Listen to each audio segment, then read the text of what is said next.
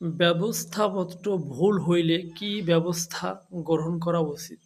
ব্যবস্থাপত্রের ভুল বোঝার উপায়: রোগী মানসিকভাবে স্বস্তিবোধ না করলে, কাজকর্মে উৎসাহ না পেলে, দেহে ছিল না এমন কোনো নতুন লক্ষণ দেখা দিলে, লক্ষণের কোনো উপশম না হলে, রোগের লক্ষণ বাহিরের অপেক্ষাকৃত কম গুরুত্বপূর্ণ অঙ্গ হতে ভিতরের গুরুত্বপূর্ণ অঙ্গে প্রকাশিত হলে, ভুল ব্যবস্থাপত্রের প্রতিকারসমূহ: ঔষধ নির্বাচন সঠিক না হলে এবং ঔষধজনিত কুফল পরিলক্ষিত হইলে, লক্ষণগুলি যদি প্রচণ্ড এবং গুরুতর না হয় তবে কোনো প্রতিষেধক ঔষধ প্রয়োগ না করিয়া রোগীর বর্তমান সকল লক্ষণের সমষ্টির সদৃশ ঔষধ প্রয়োগ করিতে হইবে।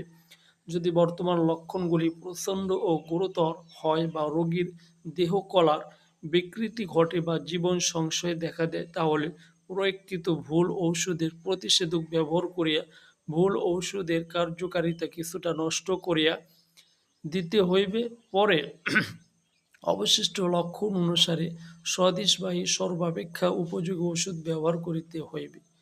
প্রিয় ভাই ও বোনেরা, যারা আমাকে ফলো করেন বা আমাকে দেখেন, আমার ভিডিও ভালো লাগে, তাদেরকে বলবো ভাই আপনারা আমাদের এই ভিডিও শেয়ার করে দিবেন এবং আমাদের চ্যানেলটি সাবস্ক্রাইব করে আমাদের পাশে থাকবেন। ধন্যবাদ।